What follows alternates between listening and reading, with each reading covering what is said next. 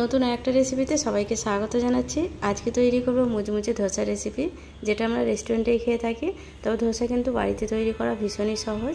তো এই রেসিপির জন্য আমি একটা পাত্রে 1 কাপের মতো আতপ চাল নিয়েছি, আর নিয়ে নেব 1 কাপের মতো ভাতের চাল। মানে যে চালটা আমরা রেগুলার রান্না করি সেই চালটা নিলেই হবে, আর যে কোনো চাল নিলেই হবে। আর 1/2 কাপ নিয়েছি কলাইয়ের ডাল, আর 1/2 কাপের একটু কম নিয়েছি ছোলার ডাল।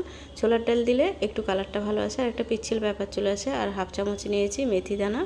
সব কিছু ভালোভাবে ধুয়ে নিতে হবে, আর 5 থেকে 6 বার জল চেঞ্জ করে এটাকে হাতে করে একটু ঘষে ঘষে ধুতে হবে, যাতে চাল আর ডালের গায়ে যে সাদা পাউডারটা লেগে থাকে সেটা যেন পরিষ্কার হয়ে যায়। তো 5 থেকে 6 বার জল চেঞ্জ করে ধোয়ার পর যখন জলটা একদম স্বচ্ছ মতো হয়ে যাবে, তখন এটাকে পরিমাণ মতো জল দিয়ে ভিজিয়ে রাখবো। আর ধোয়াটা আমার হয়ে গেছে, আর জলের পরিমাণটা একটু বেশি দিয়ে ভিজিয়ে রাখতে হবে, তা না হলে কিন্তু চাল আর ডাল অনেকটাই জল শোক করে নেবে আর জলটা কম পড়ে যেতে পারে। তো পরদিন সকালে চাল আর ডাল কিন্তু অনেকটাই ভিজে নরম মতো হয়ে গেছে। এরপর জল থেকে ছেঁকে তুলে এটা মিক্সিং জারে দিয়ে পেস্ট বানিয়ে নেব। তো 1.5 কাপের মতো জল দিয়ে এই পেস্টটা তৈরি করে নিতে হবে, আর সারাতেই ভিজিয়ে রেখে তারপরে পেস্টটা করতে হবে। 4-5 ঘন্টা ভিজিয়ে রাখলে কিন্তু চাল ডাল খুব একটা নরম হবে না, আর ধোসাগুলোও ভালো তৈরি হবে না। তো 1.5 কাপের মতো জল দিয়ে দিচ্ছি, যেই জলটা আমি ভিজিয়ে রেখেছিলাম ওখান থেকেই দিচ্ছি। ওই জলটা দিলে কিন্তু এই পেস্টটা খুব ভালোভাবে তৈরি হবে, যেহেতু সারাতে ভিজিয়ে রাখার ফলে ওই জলটা তৈরি হয়েছে, একটু পিচ্ছিল ব্যাপারটা ওর মধ্যে থাকে। আর যেহেতু ধোয়া চালগুলো, তার জন্য অসুবিধা নেই, ওই জলটা ব্যবহার করা যেতেই পারে। তো একটা বলে নিয়ে নিলাম, আর হাতে করে দেখিয়ে দিচ্ছি কতটা মিহি টাইপের হয়েছে। সামান্য একটু দানা দানা থাকতে পারে। তো এরপর 8 থেকে 9 ঘন্টা এইভাবে ঢেকে রেখে দেবো, আর চাটনিটা তৈরি করে নেব। তার জন্য 1 কাপের মতো মিক্সিতে নারকেল নিয়ে নিলাম, আর দিয়ে দেবো ভাজা বাদাম 2 চামচের মতো। এটা সবুজ চাটনি তৈরি করব। আর কাঁচা লঙ্কা দিয়ে দিলাম 2টো, আর 3 টুকরোর মতো আদা কুচি দিয়েছি, আর ধনে পাতা দিয়েছি 2 চামচের মতো, আর কারি পাতা দিয়ে দেবো প্রায় 8টার মতো। এই চাটনিটা দিয়ে কিন্তু ধোসা খেতে খুব ভালো লাগে, তার জন্য এই চাটনিটাই ধোসা বা যে কোনো স্ন্যাক্সের সঙ্গে তৈরি করে থাকি। আর সামান্য একটু স্বাদ মতো নুন দিয়ে দিলাম, আর দিলাম 1 চামচের মতো চিনি। চিনিটা না চাইলে স্কিপ করতে পারেন। আর 2 চামচের মতো টক দই দিয়ে দিলাম। এরপর একটা পেস্ট বানিয়ে নেব, তার জন্য 2 চামচের মতো জল দিলাম। জলটা একদম কম দিতে হবে। পেস্টটা রেডি হয়ে গেছে, একটা পাত্রে নিয়ে নিচ্ছি। আর এই চাটনিটা যে কোনো স্ন্যাক্সের সঙ্গে খেতে পারেন, তবে এটা ধোসার সঙ্গে খেতে সবথেকে বেশি ভালো লাগে। তো চাটনিটা একটা পাত্রে ঢেলে নিচ্ছি। এরপর এর উপরে একটা তড়কা দিতে হবে, তার জন্য গ্যাসের উপরে একটা প্যান বসিয়েছি। আর প্যানটা গরম হয়ে যাওয়ার পর তাতে 2 চামচের মতো সাদা তেল দিয়ে দেবো। আর তেলটা গরম হয়ে গেলে এতে দিয়ে দেবো একটা শুকনো লঙ্কা। লঙ্কাটাকে একটু ছিঁড়ে দিয়েছি। আর গ্যাসেরটাই কিন্তু লোতে রাখতে হবে। তারপর দিয়ে দেবো 1/2 চামচের মতো কালো সরষে। সরষেটা একটু ফুটতে শুরু করলে এতে দিয়ে দেবো কলাইয়ের ডাল 1/2 চামচের মতো দিয়েছি। এটা দিয়ে দেওয়ার পর এটাও একটু ফুটতে শুরু করলে কয়েকটা কারি পাতা দিয়ে দেবো 6 থেকে 8টার মতো। একটু নেড়ে চেড়ে নেবো, আর গ্যাসেরটা লোতে রেখে কাজটা করতে হবে। নেড়ে চেড়ে নেওয়ার পর এটা নামিয়ে নেব, আর উপর থেকে এটা ঢেলে দেবো চাটনির উপরে।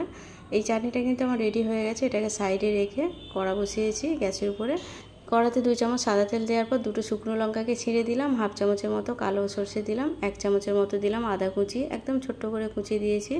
2টো কাঁচা লঙ্কা কুচি দিয়ে হালকা একটু নেড়েচেড়ে ভেজে নিচ্ছি, আর গ্যাসেরটা মিডিয়ামে রেখেই কাজটা করছি। আর এই আলুর তরকারিটা ধোসার ভিতরে পুর হিসাবে দিয়েও খেতে পারেন, আবার চাইলে কিন্তু আলাদা করে বাটিতে নিয়েও খেতে পারেন। তো হালকা ভেজে নেওয়ার পর একটা পেঁয়াজ কুচি অ্যাড করলাম। পেঁয়াজটাও একটু নেড়েচেড়ে লাল করে ভেজে নিতে হবে, খুব বেশি লাল করব না, একটু নরম মতো হলেই হবে। আর খুব বেশি একদম ব্রাউন করে ভাজবো না। নেড়েচেড়ে হালকা একটু লাল হয়ে এলে এতে দিয়ে দেবো কয়েকটা কারি পাতা, 2 চামচের মতো কারি পাতা দিয়েছি।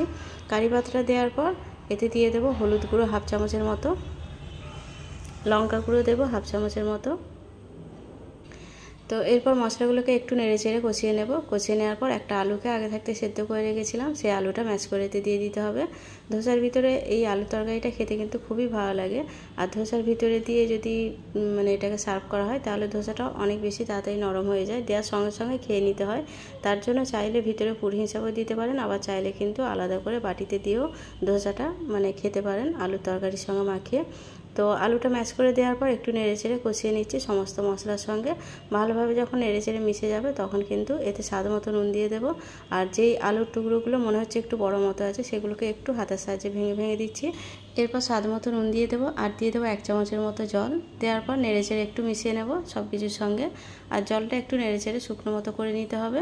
তো তরকারিটা কিন্তু আমার রেডি হয়ে গেছে। আর নামাবার আগে একটু ধনেপাতা কুচি উপর থেকে ছড়িয়ে দিতে হবে।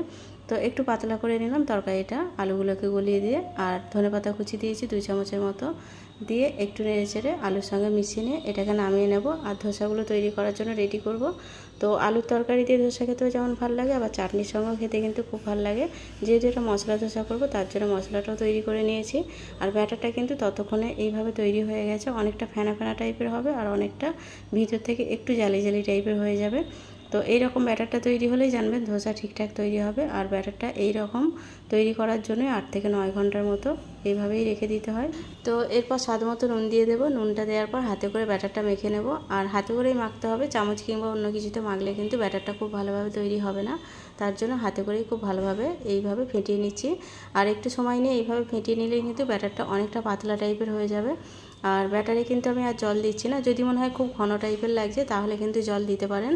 তো আমি যে পরিমাণ জল দিয়েছিলাম তাতে কিন্তু এরকম একটু পাতলা টাইপের ব্যাটারটা তৈরি হয়েছে, যেরকম ধোসার ব্যাটার হয়। একটু মোটা হলে একটু জল অ্যাড করতে পারেন। তো ব্যাটারটা ভালোভাবে মেখে নেওয়ার পর এই ধোসাগুলো তৈরি করার জন্য আমি রেডি করব। আর ব্যাটারটা কিন্তু আমার এই পর্যায়ে রেডি হয়ে গেছে, আর দেখে বোঝা যাচ্ছে কতটা পাতলা টাইপের হয়েছে। তো গ্যাসের উপরে একটা প্যান বসিয়ে দিয়েছি, আর প্যানটা একটু মাঝারি গরম হলে 2 ফোঁটার মতো সাদা তেল দেব। আর যদি মনে হয় প্যান খুব বেশি গরম হয়ে গেছে সেক্ষেত্রে কিন্তু তেলটা দিয়ে ব্রাশ করে নেওয়ার পর একটু ভিজে কাপড় কিংবা জলে ছিটে দিয়ে ধোসাগুলো তৈরি করে নিতে পারেন, মানে ব্যাটারটা দিতে পারেন।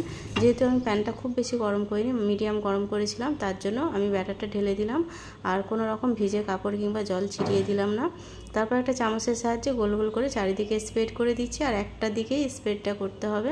আর গ্যাস হিটটা লো করে দিয়ে 2 থেকে 2.5 মিনিট কি খুব বেশি হলে 3 মিনিট অপেক্ষা করব, তখনই সাইড থেকে এইরকমভাবে উঠতে শুরু করবে। আর এই পর্যায়ে এসে 2-4 ফোঁটা সাদা তেল দিয়ে দিচ্ছি। তো সাদা তেলের পরিবর্তে ঘিও দিতে পারেন, ঘি দিলেও কিন্তু খেতে খুব ভালো হয়। আর এইভাবে কয়েক ফোঁটা তেল কিংবা ঘি দিলে অনেক বেশি ক্রিস্পি টাইপের হয় আর একটা সুন্দর কালার চলে আসে। তো সব দিকে সাদা তেলটা লাগিয়ে নেওয়ার পর গ্যাস হিটটা কিন্তু লোয়েতেই আছে। এরপর যখন একটু লাল কালার আসবে তখন এইভাবে সাইডটা ছাড়িয়ে নিয়ে গোল গোল করে তুলে নেব, যেরকম ধোসা রাউন্ড শেপে হয় সেরকম। চাইলে এমনি 2 ভাঁজ করে তুলে নিতে পারেন, তো আমি হাতে করে গোলটা করে নিচ্ছি। আবার চাইলে এর থেকে একটু বেশি লাল করেও তুলতে পারেন, আমি এই পর্যায়ে এরকম লাল করেই তুলছি। তো একটা একটা করে এইভাবে আমি ধোসা প্রত্যেকটা তুলে নেব। আর একটু সময় নিয়ে কিন্তু ধোসাগুলোকে একটা সাইড ভেজে নিতে হবে, তাহলে কিন্তু এই কালারটা আসবে। খুব তাড়াহুড়ো করলে ধোসা কাঁচা রয়ে যায়। তো পরেরটাও আমি ঠিক একই রকমভাবে ব্যাটারটা দিয়ে একটা সাইডেই চামচের সাহায্যে ঘোরাতে থাকবো। চাইলে স্টিলের বাটির সাহায্যে এই কাজটা করে নিতে পারেন। গ্যাস হিটটা লোয়েতে রেখে 2 থেকে 3 মিনিট অপেক্ষা করার পর এটাকেও তুলে নেব। তো সবগুলো আমার হয়ে গেছে, একটা ভেঙে দেখাচ্ছি। একদম মুড়মুড়ে কড়মড়ে টাইপের হয়েছে। আর এটা কিন্তু তৈরি করার সঙ্গে সঙ্গে খেয়ে নিতে হয়, তবেই কিন্তু এটা এরকম ক্রিস্পি টাইপের থাকে। আর আমি ভিতরে মশলাটা দিইনি, মানে আলুর তরকারিটা দিলাম না, কারণ আলুর তরকারি দিলে ধোসাটা খুব তাড়াতাড়ি নরম হয়ে যায়। তো আমি 4টের মতো তৈরি করেছিলাম, আর বাকি ব্যাটারটা রেখে দিয়েছি, ওটা খাবার টাইমে তৈরি করব, যাতে গরম গরম এরকম মুচমুচে টাইপের থাকে। তো রেসিপিটা এখানেই শেষ করছি, দেখা হবে আবারও নতুন কোনো রেসিপির সঙ্গে। আর যারা এতক্ষণ আমার রেসিপির সঙ্গেই ছিলেন তাদের সবাইকে অসংখ্য অসংখ্য ধন্যবাদ। সবাই খুব ভালো থাকবেন, সাবধানে থাকবেন।